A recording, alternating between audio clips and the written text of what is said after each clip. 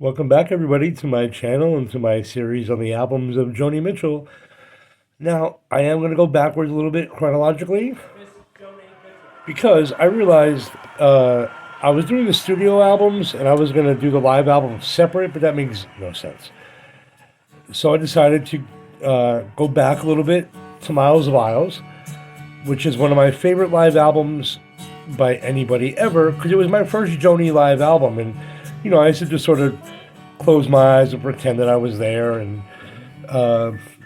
since I've seen her live, and it's such an amazing experience to be in the same space as an artist that you love so much. I sadly did not grow up in the era where I could have seen her in her prime, like here, which would have been amazing. But this album gives you a glimpse into what it sounded like to be there. Now, this is before the archives are out. This is, those are great too, which I'm really happy about. I'm loving the archive series. But Miles of Isles was like, for somebody like me, a way to almost go back in time and be there while she's playing these songs, some of which were brand new at the time or like fairly new. Some at the time were becoming big hits of hers and standards and such. So that's kind of always where I felt about this album, where it's almost like a way to reach back and be there. I also like the versions, like the rearrangements, the changes. It's Joni with the LA Express, if you're not familiar, who were a jazz fusion band, as they say. And they were so good together. So much of Joni's 70s work is based on them all playing together on her albums and here live too on the subsequent tour. This is all around, okay? So this is just around the release of Court and Spark. I should have said it's got to be right after because she does People's Party, and this song is from the album right before that. So it's around that era. Her voice is so... Now, she's live here, remember, okay? So, like...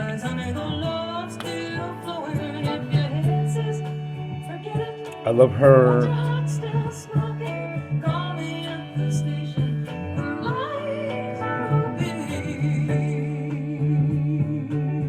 Right here.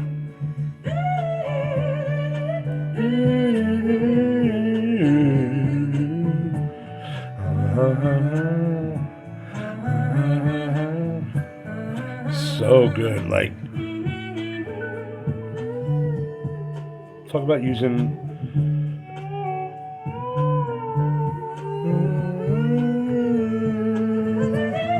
let's just listen to this,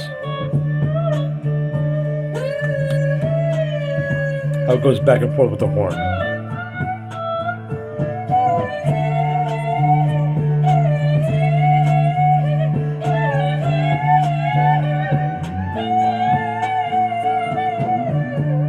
Come on, Joni. Woo.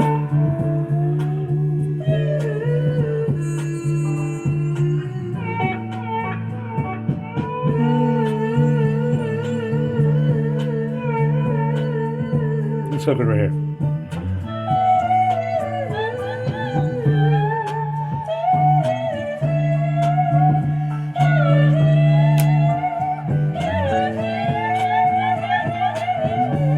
Go ahead, girl. That's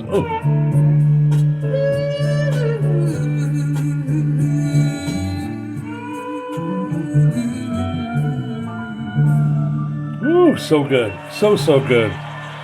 And people talk about how, like, her register change, I should say. Uh, she's up there. Whew. Oh, yeah, so then it's like, these are like the... Here we go. Spoiler alert.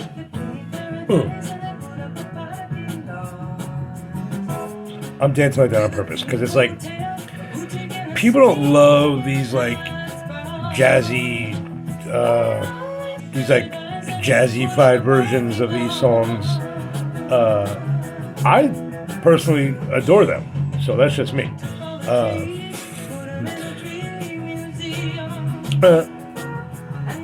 It's funny. This song. Keep going. Because this version, in my opinion, just really quick, this little bit of the piano here. Ooh, chills on it. This version is fantastic. It like that piano. It sounds like an electric piano of some sort.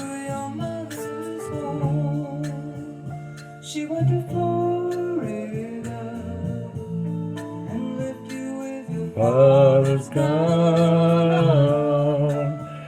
There's a version of this that my friend Jahida, hey girl, love you, mentions.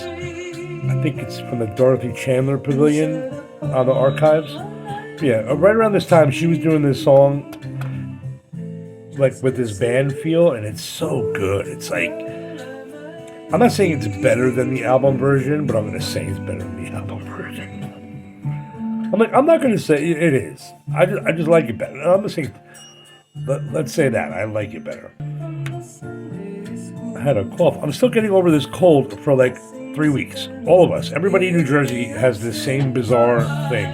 Here we go.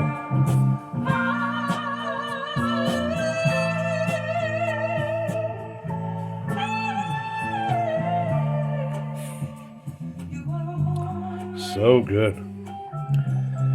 Yeah, who says she lost her upper register? Here she's still banging out these super soprano notes, but that's, that's silly to even mention. Just to see who in the world you might be.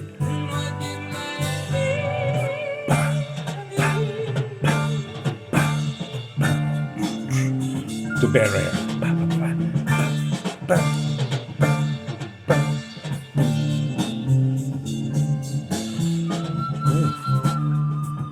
And it goes into this like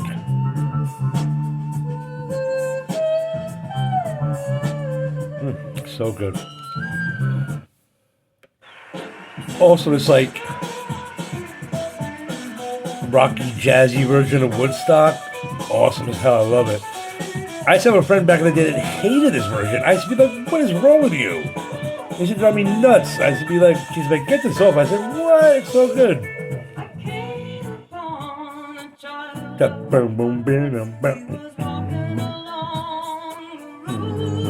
so good. We're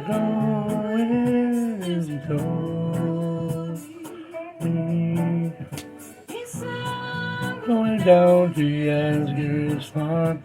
I'm gonna join in a rock and roll band. I'm gonna camp out on the land. I'm gonna try and get my soul free. We are stardust.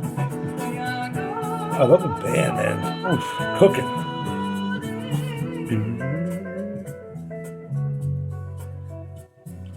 Got to get ourselves back to the garden.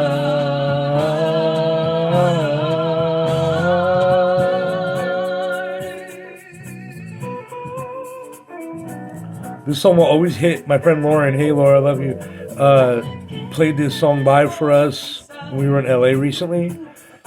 And it'll never hit the same after hearing that, because it makes you think of that. So that after this, she's like, we'll be back, we're going to take a break. In other words, she's going to go smoke a butt. And then she comes back with like this solo, set. And this is one of my favorite songs of hers. And this performance of it is so perfect. And talk about closing your eyes and like picturing her there.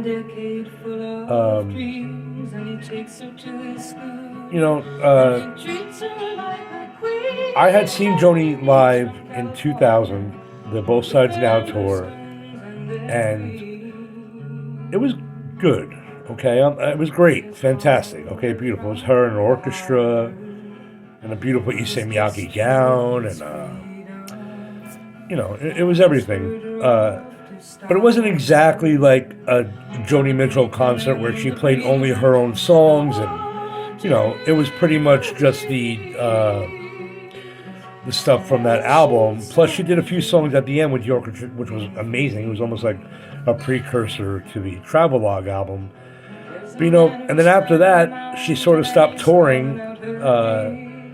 And I thought to myself I'd never see her again. And then after her aneurysm and all that, I sort of had given up hope. And we all know the story about how she, like a phoenix arising from the ashes, she picked herself up literally off the ground and, has performed now 2 amazing sets of shows. Okay, she played the show at the Gorge, and then she played 2 shows at the Hollywood Bowl, which I was so lucky enough to get to see both of those shows. So it's like, yeah, I've seen her, but now I get to say, like, I saw her, like, play her own songs. And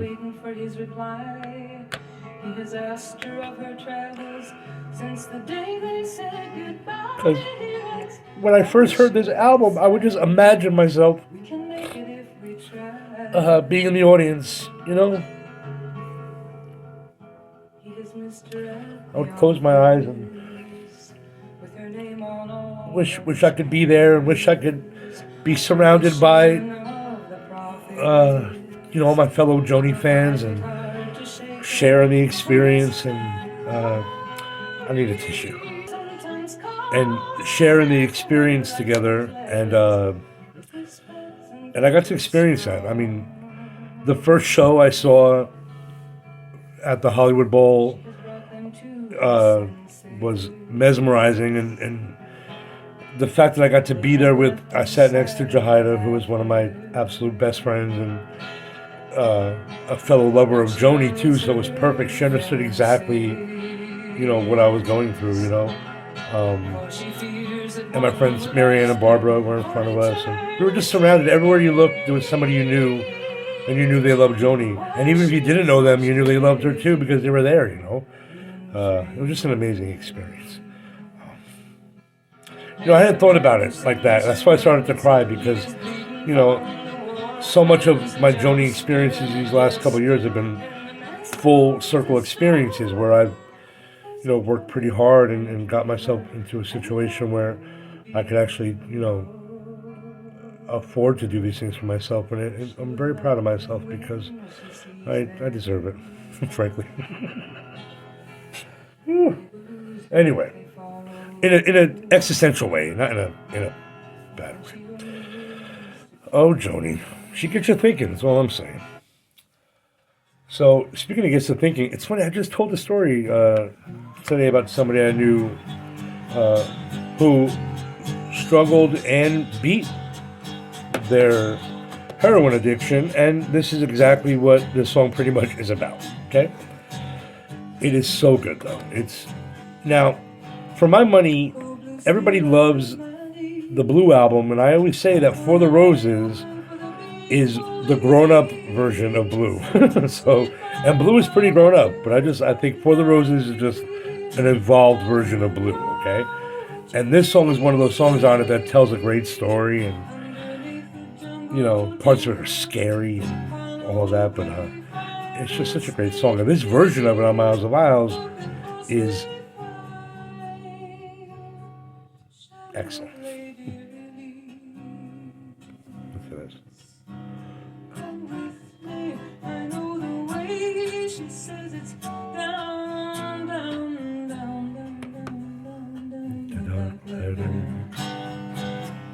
You wanna contact somebody first? You can come now, or you can go later.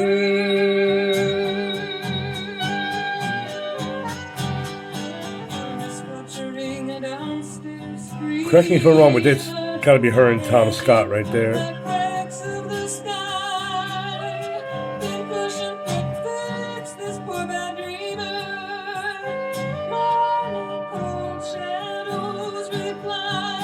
Ooh, So good. Corridors spit on prayers and pleas. Sparks fly upon sweet fire. What a live performance. You know what I mean? Like, come on.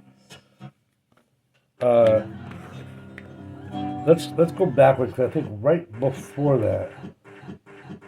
Oh no, hold on. So let's go back. I think that's where the weirdo is at the end of this. Let's go, because sorry about this, guys. 1 second.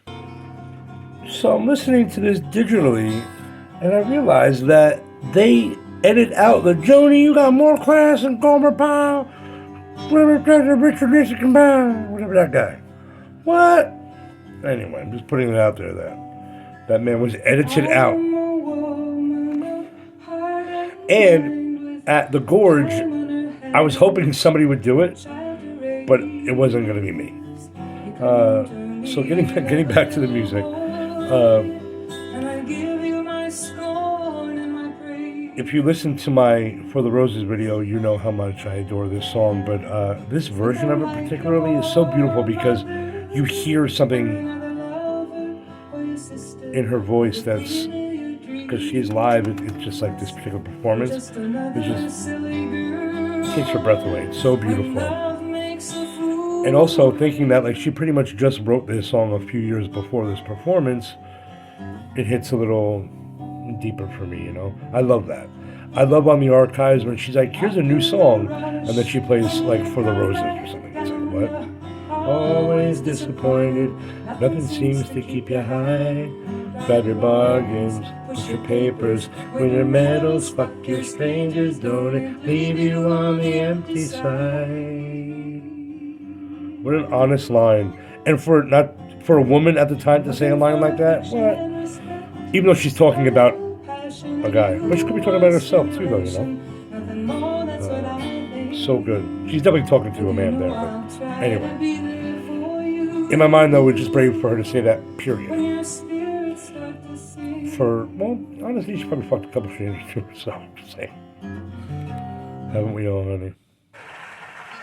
Okay, so, talk about an amazing version of a song, alright?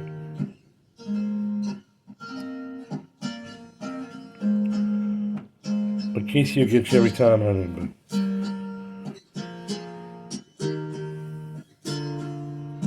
Again, just like imagine yourself there live, you know? Just before our love got lost, you said, I am as constant as a northern star, and I said, constantly in the darkness, where's that? If you want me, I'll be in the bar. On the back of a cartoon coaster, in the blue TV screen light. I like to redo that. I drew a map of Canada, oh Canada, with your face sketched on it twice. Oh, you're in my bloodline, holy wine, so bitter, baby, but you're so sweet. Oh, I could drink a kiss of you. Still be on my feet. I would still be on my feet.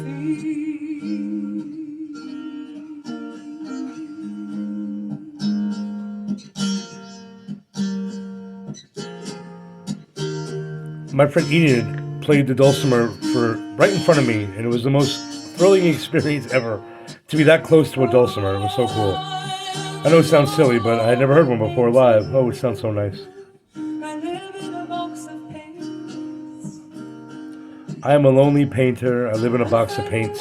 I'm frightened by the devil, and I'm drawn to those ones that ain't afraid. See, it's her story, but it's universal, you know?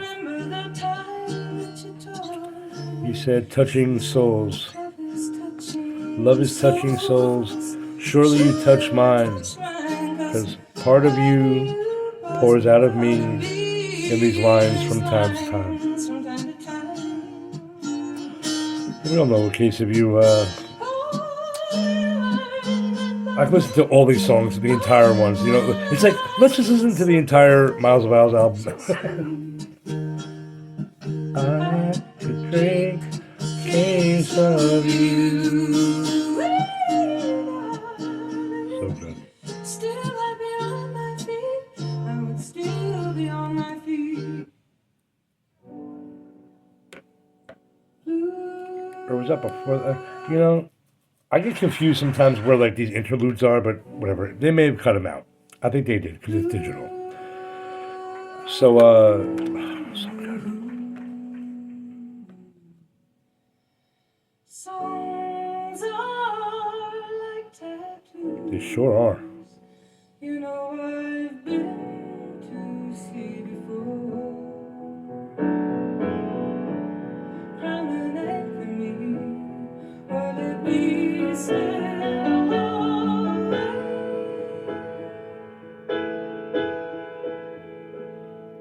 Crown and anchor me or let me sail away. I love that so much. Come up here. Underneath the skin, an empty space to fill.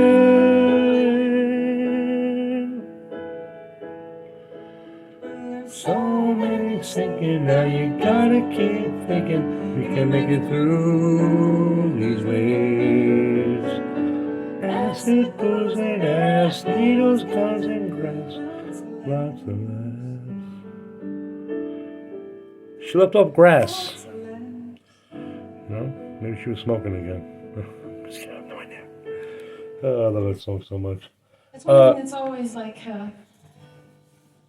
been a major difference between like the performing arts to me and being a painter, you know? Like a painter does a painting and he does a painting, that's it. You know, he's had the joy of creating it and he hangs it on some wall, somebody buys it again, or maybe nobody buys it and it sits up in a loft somewhere till he dies. But nobody ever says to him, you know, nobody ever said to Van Gogh, paint a starry night again, man. You know, he painted it, that was it. Love that. So good. Let's sing this song together, okay? This song doesn't sound good with one lonely voice. It sounds good with the more voices on it, the better, and the more out-of-tune voices on it, the better. And again, I'm gonna cry again. No, it was really Hearing this, I always like wanted to be a part of that chorus, you know, that choir, the legendary A Case of You choir. And luckily, both at the Gorge and at the Hollywood Bowl, I was able to be a part of the A Case of You Circle Game choir. The A Case of You choir too, frankly. There you go. So good, so good. And then people's parties. This had to be a new song. I'm not sure if it's like it was a. I have to do my research. I should have done this, but like I love doing these videos off the cuff. But then I get these moments where I'm like, I don't want to sound stupid. So I feel like maybe this was a brand new song at the time, or maybe the album was just released, or you know. Because I think this is the only song from. No, because the crowd knows it. So this is after. Okay, sorry. See how I deduce? I should know. I'm not like an expert. That's an understatement, honey. Let me tell you. And her eye paint's running down. She's got a rose in her teeth and a lampshade crown. So good. I love the audience's reaction too. One of my favorite songs of hers too. It's like, see, I'm glad like for this she reached back to something like this, which is, yeah, it's like the first song on Blue and whatever, but it's like the least of the songs on Blue I think that are no, I don't know, and it doesn't get enough credit as far as I'm concerned. So for me, her spotlighting it on the live album means it's something to her. Or she put it in the set. You know what I'm trying to say. I don't want to ramble, but you know. Oh, I love you when I forget about me. I want to be strong. I want to laugh along. I want to belong to the living. Live alive, I wanna get up and wanna wreck my stockings in some jukebox type. Do you wanna dance with me, baby? Do you wanna take a chance on maybe finding some sweet romance with me, baby? come on? I really want the love to do is to bring out the best in me and in you too. All I really want the love to do is to bring out the best in me and in you. I wanna talk to you. I wanna shampoo you, wanna renew you again and again. Love it. Life is all it costs. Apparently, that's the line that initially turned Brandy Carlisle off to Joni, the I Want to Shampoo You line. Meanwhile, I'm like, oh my god, I would love to do that. Oh, it's so cute. It's such a beautiful thing to do. Anyway, I'm a weirdo. Don't mind me.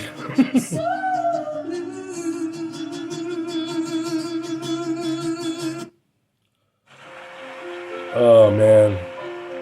And the thing about this song too I love the most too is like the sentiment behind it too, you know. Here she is, she's this like up and coming artist at the time, and she sees somebody playing and she says, you know, he's so good, but nobody's ever gonna know who he is. You know? Love it. What a deep way of, and here I like how she changes the lyrics a little bit. The Fairmont Hotel, she changes the people and the numbers, and I love that. It's like, she does it a lot though. It's sort of like a inside joke for her and her biggest fans, you know. Yeah, this song has always gotten to me. It's one of my absolute favorite songs. There's that really good, it's called Refuge of the Roads. It's a DVD, and she does a version of this where she adds a lyric, playing like a fallen angel, playing like a rising star. Oh, it's so beautiful. Playing half full of nothing to the bumper of the cars or something like that. It's really beautiful. Her piano here is so beautiful. Across the street he stood and he played real good. I even love the way she sings this It's here too. clarinet for free.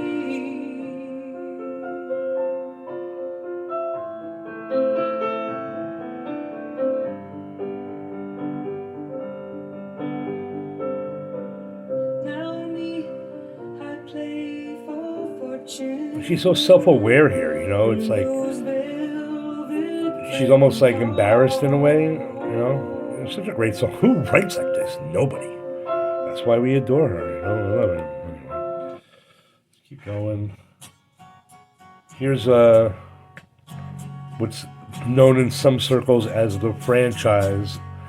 Hey man, this song goes the distance because it's been what it is, but now the last couple of years it's taken on a whole new life of its own. Hearing her sing this song now is it, okay? This is great, this is beautiful and everything, but hearing Joni sing this song now as somebody well into her age, after all she's been through, is absolutely astonishing and amazing. And they'll always be my favorite versions of this song because of that, you know? I love these too. It's almost like I love listening to like the earlier versions of her like in a coffee house singing it, and then juxtapose it with her singing it, say, at the Grammys or something to that effect. So, amazing. Yeah, this is like the jazzified version of Carrie, which I love too.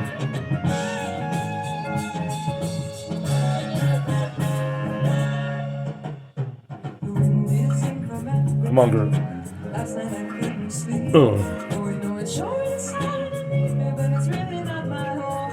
What's cool is through like the wonders of the internet, a lot of us know Carrie Raditz now, which is pretty hilarious.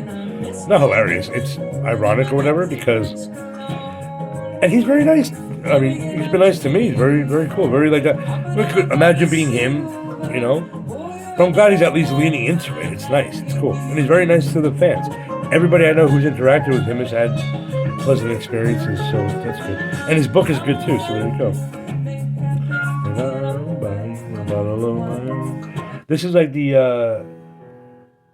oh man, the last time I saw Richard, I love her piano playing. This is one thing I hope that comes within the next few years of her recovery, is that she starts playing piano again. Because when I tell you,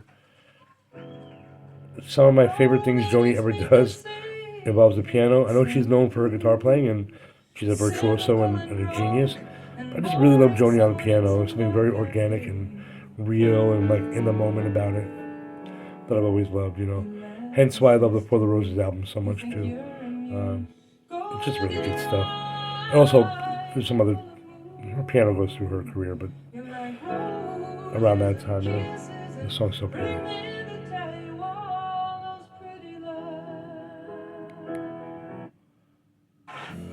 So, at the time, Jericho was not a released song, but she released it on this album as a live version, which I think is very brave, you know, it's pretty cool to do that. And this will eventually be on Dalmon's Reckless Daughter, which, as we know, is an absolute masterpiece. But my first introduction, I guess all of ours, to this song was on this album. So good, so good. The Walls of Jericho, based on the Bible, but then based on It Happened One Night as well. So Joni by way of the Bible, by way of Clark Gable, pretty much. So love this song, and I just want to hear the band here real quick.